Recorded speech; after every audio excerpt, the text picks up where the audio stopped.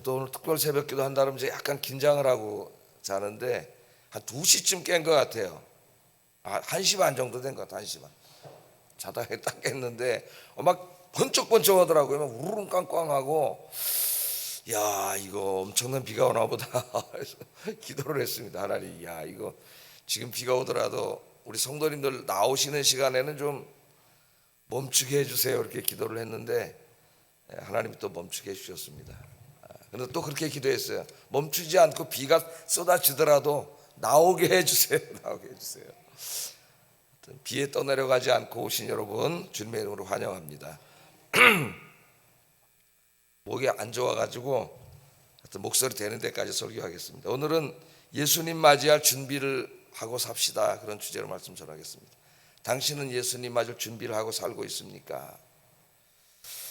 자, 우리 예수님이 고난주간에, 이 고난주간에, 그러니까 십자가 사건 한 주간 앞두고 한 주 전에는 이제 예루살렘 입성을 하셨죠. 어제 종료주의를 지켰는데 그 한 주간 안에 많은 말씀을 하셨어요. 제가 24년째 목회하니까 뭐 엄청나게 많이 다 했겠죠. 말씀들을, 십자가 관한 말씀들 제가 설교한 거 보니까 파일로 이만큼 안 다룬 부분이 없습니다. 이제 특별히 예수님이 하신 말씀 중에서 이 고난주간에 종말에 대해서, 그리고 예수님의 다시 오심, 재림에 대해서 가르친 말씀이 있어요. 그러니까 예수님이 이 고난주간에 십자가 사건을 앞두고 종말에 있을 일들과, 그 다음에 예수님 죽으시잖아요. 다시 오심을 약속했지 않습니까? 재림에 대해서 그렇게 하신 말씀이 마태복음 24장하고 25장입니다. 말씀이 마태복음 24장은 종말에 관한 말씀이고 25장은 누가 천국에 들어갈 수 있는가 하는 재림에 관한 말씀이에요. 예수님 재림하실 때 누가 천국에 들어갈 수 있는가, 이게 세 개의 비유로 되어 있습니다. 오늘 이제 우리가 25장을 읽었는데 특별히 이 말씀은 상당히 우리가 이제 우리에게 경계심을 주는 말씀인데, 왜냐하면 이 말씀을 듣는 사람들이 교회 안에 있는 사람들이기 때문이에요. 교회 안에 있는 사람. 그런데 교회 안에 있는 사람들 중에 상당수가 천국 잔치에 참여하지 못합니다. 이 말씀 우리 굉장히 경각심을 줘요. 누가 천국 잔치에 참여할 수 있느냐? 세 가지 비유가 나와요. 25장에 세 가지 비유가. 오늘 읽은 말씀은 예수님 맞이할 기름을 준비한 사람, 상징적인 거겠죠. 기름을 준비한 사람, 슬기로운 5처녀. 두 번째 비유는 달란트 비유입니다. 하나님 주신 달란트를 잘 활용해 가지고 열심히 활용해서 남긴 사람. 그 다음에 세 번째는 양과 염소 비유예요. 가난하고 소외된 이웃들을 사랑하고 돌본 사람. 이게 세 사람이나 세 부류의 사람이 나오는데, 이 세 부류의 사람이 천국 잔치에 참여합니다. 그리고 그 반대에 있던 사람들은 참여하지 못해요. 굉장히 어떻게 보면은 심각한 말씀이에요. 이 마태복음 25장 말씀은. 그래서 우리가 로마서와 갈라디아서만 읽으면 안 되고 이 마태복음과 같이 성경을 읽어야 돼요. 그래서 오늘은 이제 이 세 비유 중에서 첫 번째 비유 말씀을 증거하려고 합니다. 오늘 이제 이 본문의 핵심은 뭐냐?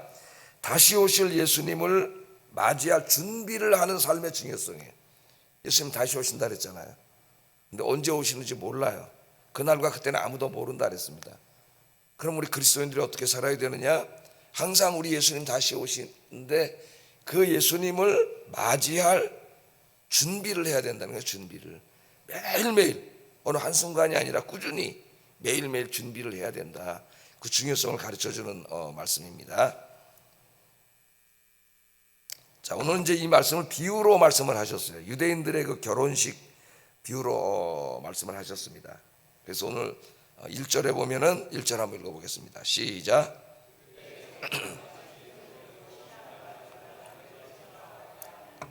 천국은 무엇과 같으냐? 천국에 대해서 설명하실 때 비유를 많이 사용하셨어요, 우리 예수님이. 그런데 천국은 뭐와 같으냐? 등불을 들고 신랑을 맞으러 나간 열처녀와 같다. 등불을 들고 신랑을 맞으러 간 열처녀와 같다. 이게 무슨 말일까요, 여러분? 결혼식이 우리나라와 다르기 때문에 금방 이해가 되지 않죠. 우리나라 결혼식은 그냥 어떻게 해요? 1시간 만에 다 그냥 번개불에 그냥 콩볶아 먹듯이 끝나버립니다. 그것도 막 제가 설교하러 올라갈 때 막 스트레스를 막 저희 아가씨가 와가지고 목사님 빨리 끝내시다. 목사님들이 오면 또 설교가 길어지니까 다음 순서가 걸리잖아요. 그래서 설교하러 주례하러 올라갔다가 시계만 이렇게 하면 딱 끊어버려야 돼. 10분 이상 하면 막 큰일 나요. 그냥 짧게 해야 돼. 근데 유대인들의 결혼식은 이제 상당히 길어요. 깁니다. 그래서 이제 낮부터 저녁까지 신부 집에서 큰 잔치를 하면서 이제 신랑이 오기를 기다린다 그래요. 낮부터 저녁까지. 신랑이 일정한 시간에 오는 게 아니라 주로 이제 밤중에 오는데 또 무슨 일이 생길 수도 있고 뭐 오는 길에 뭐가 있을 수도 있고 그래서 오는 시간이 일정하지 않았다 그래요. 또 우리가 지금 유대인의 결혼식을 다 재구성해 가지고 그 문화를 정확히 알지는 못합니다. 이제 여러 가지 자료를 통해서 신학자들이 이제 좀 추측한 내용이. 자, 밤늦게 이제 도착을 하면은 그 신랑을 맞이하기 위해서 신부의 친구들이 이제 그 등을 들고 나가가지고 밤길이잖아요. 시골길. 시골에 살아보셨죠? 지금 뭐 이게 가로등 있고 그러니까 어느 정도 화나지만 옛날 깜깜. 특별히 이제 그 이 무월광 달이 없는 날은 제 앞이 안 보입니다. 구름 낀 날은 제 군대 생활해 보니까 앞이 안 보여요. 그러니까 이제 신부들이 신랑 처음 오는 길이잖아요. 신부 집에. 그러니까 등을 가지고 이제 마중을 나가가지고 그 어두운 길을 이렇게 밝혀서 이제 집으로 데리고 오는 거죠. 그 이야기를 여기 하고 있습니다. 그래서 천국은 그 등을 들고 신랑을 맞으러 나간 열처녀와 같다. 그렇게 얘기합니다. 열처녀와 같다. 그렇게 얘기하고 있습니다. 자, 오늘 이제 이 본문에 보면 등이라고 우리 말은 번역을 했어요. 또 어떤 주석을 읽어보면 횃불로 번역한 데도 있습니다. 횃불로. 뭐 등이라고 합시다. 등 그럼 이해가 되잖아요. 기름을 이렇게 넣어가지고 심지를 이렇게 켜서 이제 옛날에 우리 어린이들은 잘 모르겠지만은 지금 전기불이 다 있으니까 옛날에 시골에 그렇게 불을 켜서 호롱불이라 그래가지고 그 등을 가지고 이제 10명의 처녀들이 불을 켜서 나간 거죠. 나갔습니다. 자, 신랑이 제 시간에 도착하면 아무 문제가 없는데 오늘 비유해 보면은 제 시간에 도착했어요, 안 했어요? 기다리는 시간에 오지 않았습니다. 예상보다 훨씬 더 늦게 온 것 같아요. 근데 이제 10명이 기다리고 있는 것이죠. 그래서 천국은 이것과 같다. 그러니까 뭘 말하는 것 같아요? 벌써 첫 번째, 천국은 기다리는 거예요. 기다려. 누구를 기다리는 것과 같아요? 신랑을 기다리는 것과 같아. 그 등불을 들고 나간 여성들이 신랑이 오기를 기다리는 것과 천국은 같다. 우리에게 적용하면 뭐예요? 천국은 우리가 다시 오실 예수님을 기다리는 것과 같다. 그래서 천국을 소망하는 기독교인의 삶이 어떤 삶인가를 보여줍니다. 우리에게. 우리는 누구를 기다려요? 이 세상에 소망 두고 사는 사람들이 아닙니다. 이 세상은 잠깐 있다 없어질 것이고 우리의 인생도 100살도 못 살고 죽어요. 이 세상에다가 다 관심 두고 사는 사람은 어리석은 사람이에요. 우리의 궁극적인 소망은 예수님께 있고 예수님이 오실 때 이 땅에 하나님 나라 천국이 이루어지잖아요. 그래서 천국은 기다리는 거다. 기다리는 거다. 그냥 막 신나게 놀고 막 세상 즐기면서 기다리는 게 아니라 오직 주님만을 생각하면서 다시 오실 주님이 언제 오시나 생각하면서 기다리는 것과 같다. 그래서 여러분들 이제 소망을 이 땅에 두지 마시고 천국은 예수님을 기다리는 거라 그랬으니까 믿음으로 기다리면서 주님께 소망 두고 사시기를 주의 이름으로 축복합니다. 소리가 잘 안 나오네. 자, 그런데 이제 10명이 나갔는데 5명은 지혜롭고 5명은 지혜롭지 못하 그랬어요. 많은 사람들이 교회 다니는데 지혜로운 사람과 지혜롭지 못한 사람으로 반반 나뉘어 있습니다. 여러분 50%가 천국에 못 들어가요. 여기 지금 나오는 사람 중에. 2절 4절 한번 읽어보겠습니다. 2절 4절 시작.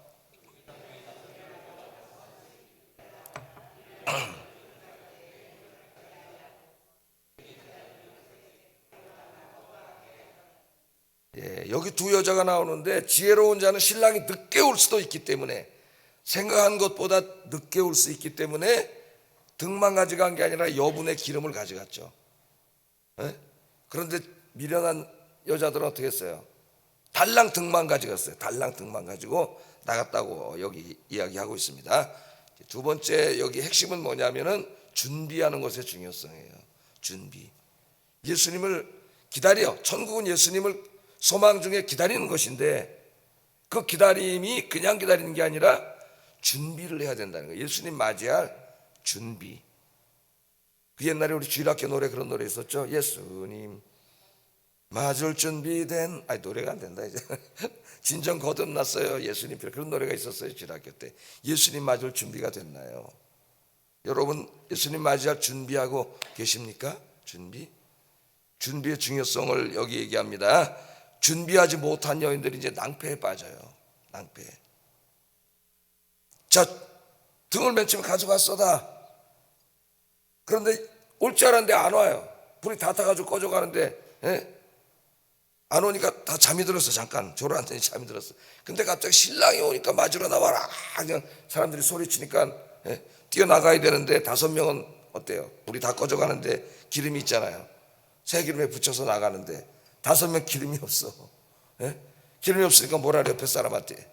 야 기름 좀 빌려줘. 실제 생활 같으면 빌려줬겠죠. 그러나 이 비유입니다. 이건 비유. 무엇인가를 교훈하기 위해서 비유예요. 줄 수 없다고 이야기합니다. 너 주면은 우리 불도 못 붙인다. 그렇게 하고 나가요. 그래서 차라리 빨리 가서 기름 사와라. 그러니까 이 미련한 5 처녀가 그냥 뛰어나가서 기름 사가지고 오니까 벌써 어떻게 신랑이 와가지고 집으로 들어가 버렸어요. 근데 문이 어떻게 됐어요? 문이 닫혀버렸어요. 아무리 문을 두드려도 열어주지 않습니다. 이게 두려운 말씀이에요. 12절 한번 읽어보겠습니다. 시작.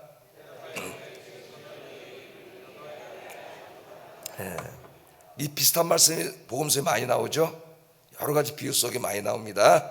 내가 너를 알지 못한다. 문을 열어주지 않습니다. 문을 열어주지 않아요. 그러니까 이 중요한 교훈을 줍니다. 예수님을 맞이할 준비는 그 누구도 대신해 줄 수 없다는 거예요. 여러분 나 기름 좀 빌려줘. 내가 많이 갖고 왔으니까 줄게. 현실 사회 같으면 줄 수 있지만 이건 비유잖아요. 예수님 중요한 교훈을 주는 거예요. 영적인 준비, 기름으로 상징되는 이 주님을 맞이할 준비는 그 누구도 대신해 줄 수 없어요. 남편이 아내 대신해 줄 수 없습니다. 여러분 한 가정에 내가 남편이 열심히 기도하면 되겠지. 천만의 말씀이에요.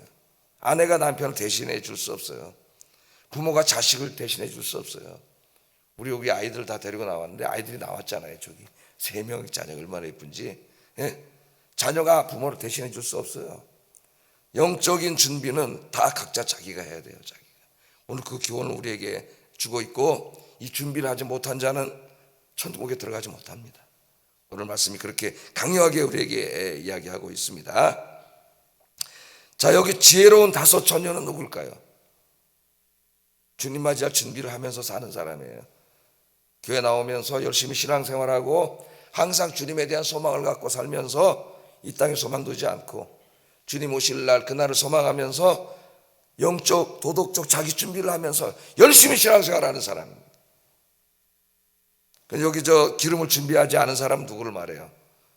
성경 읽어보니까 맨날 예수님 온다 그러고 오지도 않고 언제 오실지 믿어지지도 않고 그냥 교회 건성으로 왔다 갔다 하면서 전혀 믿음의 준비를 하지 않는 사람. 그 사람들이에요. 다 지금 교회 안에 있는 사람들입니다. 여러분 여기에 준비의 중요성 그리고 이 준비는 누구도 대신해 줄 수 없다는 거 우리 예수님께서 강력하게 말씀하고 계세요. 준비해야 된다. 각자가 준비하지 않은 자, 기름을 준비하지 않은 자는 이 하나님 나라에 들어갈 수 없다. 우리 예수님 강력하게 말씀하고 있습니다. 오늘 말씀을 들으면서 우리가 두렵게 들어야 돼요. 자신을 돌아봐야 됩니다. 나는 주님께 소망 두고 준비하고 있는가? 우리 예수님 천국이 바로 그것이다. 천국은 바로 그거예요. 다시 오실 주님을 소망하면서 주님 맞이할 준비를 하는 게 천국이다. 천국은 그 사람의 것이다. 그렇게 얘기를 합니다. 자, 그러면 여기 기름을 준비하는 것은 뭘 상징할 거예요? 기름을 준비했다. 기름을 준비하는 것은 영적 도덕적 준비입니다. 영적 도덕적 준비. 첫째로는 영적인 준비를 해야 돼요. 영적인 준비를. 여러분 사랑하는 사람을 만나러 나가면 막 화장도 하고 옷도 입고 막 이쁘게 하고 이렇게 나가는 것처럼 우리 예수님 맞이할 영적인 준비, 아름다운 준비를 해야 돼요. 준비를. 자, 영적인 준비가 뭐예요? 그거 너무 쉬워요. 우리 매일 설교 듣는 거예요. 예? 첫째는 영적인 준비가 제일 중요한 게 뭡니까? 예배 드리는 거예요. 예배. 이렇게 새벽에 나와서 여러분 오늘 예배 드리는데, 예배 드리는 거 하나님 가장 기뻐하십니다. 그래서 예배 중심의 삶을 살아야 돼요. 예배 중심. 여러분의 예배 생활은 어떤가 한번 생각을 해봐야 됩니다. 내 인생 하루 24시간 제일 중요한 시간이 하나님께 예배 드리는 시간이 돼야 돼요. 예배 드리는 시간. 요엘서를 읽어보면은 요엘 시대에 이제 이스라엘 백성들이 타락해요. 하나님으로부터 멀어지는데, 그 멀어지는 시작이 어디서부터 나타났냐면 예배에 빠지기 시작합니다. 예배 나오지 않아요. 세상 재미에 빠져가지고 예배 나오지 않아요. 예배 드리는 것을 소홀히 했습니다. 매일 드리던 번제, 소제 이런 것들이 줄어들기 시작했어요. 그래서 하나님께서 이 예배와 경건 생활을 소홀히 하는 이스라엘을 향하여 이렇게 말씀을 하셔요. 요엘서 2장 12절 한번 읽어보겠습니다. 시작. 하나님이 돌아오라고 금식하며 울며 애통하고 회개하라는 말이에요. 회개하고 마음을 다하여 돌아오라. 주님 품으로 돌아오라. 예배의 자리로 돌아오라. 우리 하나님 강력하게 말씀을 하고 있습니다. 하나님 앞에 우리가 나중에 섰을 때, 하나님, 제가 아무리 바빠도 예배 빼먹은 적은 없습니다. 그렇게 당당하게 말할 수 있는 여러분 되시기를 주의 이름으로 축복합니다. 예배 그 다음 뭐예요? 기도해야 돼요. 늘 기도로 자신을 준비해야 돼요. 그래서 우리 예수님 행적을 담은 공간복음서를 읽어보면은 예수님 기도하시는 모습이 상당히 많이 나와요. 우리가 기도하지 않고 살아갈 수가 없습니다. 늘 기도함으로 자신을 영적으로 준비해야 돼요. 그래서 예수님이 이제 고난주간에 첫째 날, 어제 이제 종료주일이고 오늘 월요일 날 뭐 하셨냐면은 성전에 들어가셨어요. 오늘 원래 그 설교를 하려고 하다가 보니까 그 설교를 몇 번 했더라고. 그래서 안 했어요. 원래 오늘 그 설교를 하려고 했었는데 날을 맞춰서 이거 또 한번 고민을 많이 하다가 오늘 설교를 바꿨어요.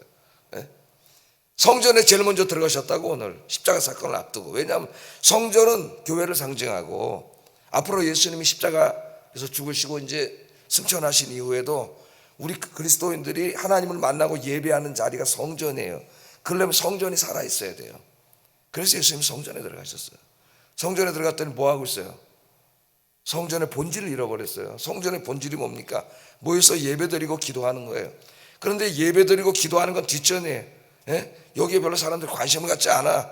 그냥 거기 와서 장사하고 돈 벌고 난장판이 됐어요. 그 예수님이 성전을 깨끗하게 하시죠. 채찍으로 다 때려서 쫓아버렸습니다. 상을 뒤집어 엎고 한번 여러분 생각해 보세요. 그 사랑 많으신 예수님이, 오른뺨을 때리면 왼뺨을 돌려대라고 하신 예수님이 채찍으로 두들겨 팼습니다. 그 사람들을. 하나님의 성전을 더럽히는 자는 패버렸어요. 때려서 내쫓아버렸어요. 그러면서 내 집은 뭐라 그랬습니까? 만민이 기도하는 집이 돼야 된다. 기도하는 집이 돼야, 잊지 마세요, 여러분. 내 집은 만민이 기도하는 집이 되어야 된다. 예배드리는 집이 되어야 된다. 여기 기도는 좁은 의미의 기도만이 아니라 예배하는 행위를 말해요. 예배하고 기도하는 집, 만민이 기도하고 예배하는 집이 되려면 성도들이 와서 예배드리고 기도해야 기도하고 예배드리는 집이 되는 거예요. 그래서 여러분 늘 매일매일 기도하면서 영적으로 준비하시기를 주의 이름으로 축복합니다. 또 하나는 뭐예요? 하나님의 말씀을 늘 묵상하는 거. 이 세 가지잖아요. 세 가지 모르는 사람이 어디 있어요? 실천이 안 돼. 매일매일 예배드리면서 기도하고 하나님 말씀 묵상하고 이렇게 해야 영적으로 하나님 만날 때 아름다운 모습이 되는 거예요. 그래서 여러분 이것은 어느 한순간 고난주간 새벽기도 일주일하고 끝내고 또 없애버리고 그러는 게 아닙니다. 여러분 어떻게 해야 돼요? 꾸준히 주님 오실 때까지 매일매일 예배드리고 기도하고 말씀 묵상하면서 여러분의 영적으로 주님 만날 준비를 해서 주님 오실 때 기름이 없어가지고 그릇 낭패를 당하는 일이 없도록 늘 준비하시는 여러분 되기를 주의 이름으로 축복합니다. 두 번째는 도덕적인 준비를 해야 됩니다. 도덕적인 준비 굉장히 중요해요. 도덕적인 준비는 우리의 삶이에요. 삶. 영적인 준비만 하는 게 아니에요. 영적인 준비를 잘 한 사람은 사실 도덕적인 준비는 자연히 따라오는 겁니다. 이건 동전의 양면이에요. 믿음과 행위는 다른 게 아니에요. 앞에 이 영적인 준비를 안 하면 도덕적인 것도 무너져요. 이건 같이 가는 거예요. 도덕적인 준비도 우리가 해야 됩니다. 하나님 앞에 섰을 때 도덕적으로 깨끗한 모습으로 설 수 있도록 준비해야 돼요. 우리가 죄를 안 질 수는 없지 않습니까? 죄를 지면 날마다 우리의 옷을 하나님이 입혀주신 세마포 옷을 빨아야 돼. 여러분 계시록에 보면 예수 믿고 구원받은 사람들 천국에 오잖아요. 그 구원받은 사람들에게 뭘 입혀줘요? 상징적으로 하얀 세마포. 그건 우리는 그렇게 깨끗한 사람이 아닌데 예수님의 보혈로 그 은혜로 깨끗하게 된 거죠. 하얀 옷을 입어요. 그런데 요한계시록 19장에 보면 그 옷이 더럽힌 사람들이 있어요. 이게 영적으로 도덕적으로 더럽힌 사람이 있는데 그 천국에 보면은 천국에 있는 사람들 옷은 여전히 깨끗해. 그 계시록 19장 8절 한번 읽어보겠습니다. 시작. 이 세마포 옷은 성도들의 옳은 행실이라 그래요. 성도들의 옳은 행실. 요한계시록 앞부분에는 믿음으로 의롭게 됨으로 세마포 옷을 입고 그 옷을 깨끗하게 잘 유지한 사람이 19장에 나오는데 깨끗한 세마포 옷을 입고 있어요. 근데 하얀 옷을 입고 우리가 세상에 나가잖아요. 구원받아서 하얀 옷을 입었는데 영적으로. 그럼 죄 때문에 얼룩지게 돼 있어요. 얼룩지면 안 되는데 우리 노력을 해야 되는데 얼룩질 수밖에 없습니다. 그럼 어떻게 돼요? 빨아야 돼요. 날마다 주님 앞에 나와서 회개하면서 깨끗하게 빨아서 하나님 앞에 여러분 쓰실 때 도덕적으로 깨끗하고 아름다운 여러분 모습으로 설 수 있기를 주의 이름으로 축복합니다. 세 번째는 맡겨진 사명 감당하는 준비를 해야 돼요. 사명 감당하는 준비. 영적인 준비해야 되죠. 개인 경건 생활. 그 다음에 도덕적으로 윤리적으로 하얗게 깨끗하게 준비를 해야 돼요. 세 번째는 맡겨진 사명을 감당하는 준비를 해야 돼요. 사명 감당. 하나님이 우리 모두에게 일을 맡기셨습니다. 우리 모두는 사명자예요. 목사만 사명자가 아니에요. 그리스도인은 다 사명자예요. 여러분에게 맡기신 일들이 있습니다. 여러분 사명이 있어요. 이걸 잘 감당해야 돼요. 그래 바울이 고린도전서 15장 10절에 이렇게 고백하잖아요. 한번 읽어보겠습니다. 시작.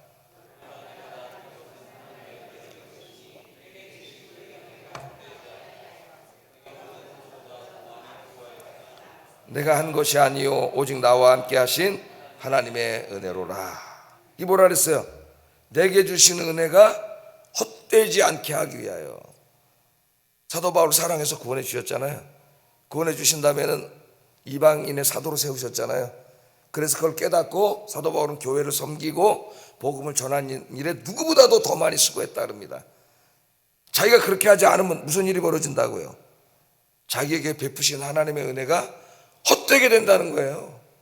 여러분들 다 구원하셔가지고 여러 가지 일을 맡기셨어요. 하나님이. 근데 여러분이 그걸 게을러 열심히 안 해. 사명감 없이 건성건성해. 그럼 어떤 일이 벌어지는 거예요? 여러분에게 은혜를 베푸셔서 여러분을 통하여 하나님의 일을 하게 하시려고 했던 하나님의 은혜가 헛되게 되는 거예요. 헛되게. 하나님의 계획을 헛되게 만드는 거예요. 헛되게.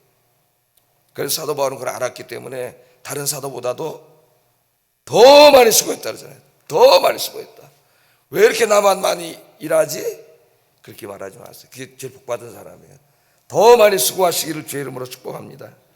골로새서 1장 29절 읽어보겠습니다. 시작.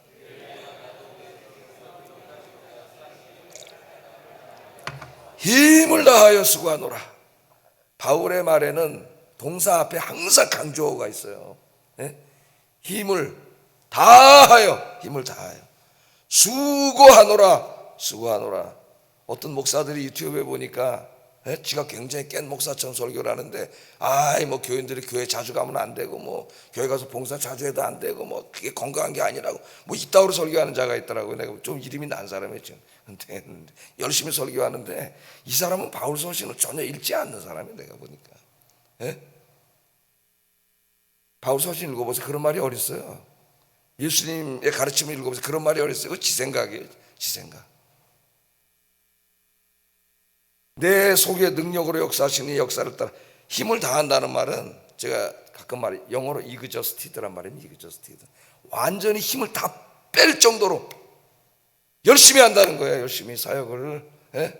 근데 뭘 그렇게 하지 말라고 그게 건강한 게 아니라고 그러는 목사는 이 친구는 도대체 성경을 제대로 읽는 친구인가 그런 생각이 화가 나요. 그런 목사 설교를 들으면은 이런 사람이 왜 유튜브까지 설교를 내가지고 이렇게 하는지, 주의 말씀을 왜곡하고, 예? 최선을 다하라는 말이에요. 맡겨진 일들이 있습니다. 우리 주님이 최선을 다했죠. 십자가에서 죽으셨잖아요, 우리 주님이. 예?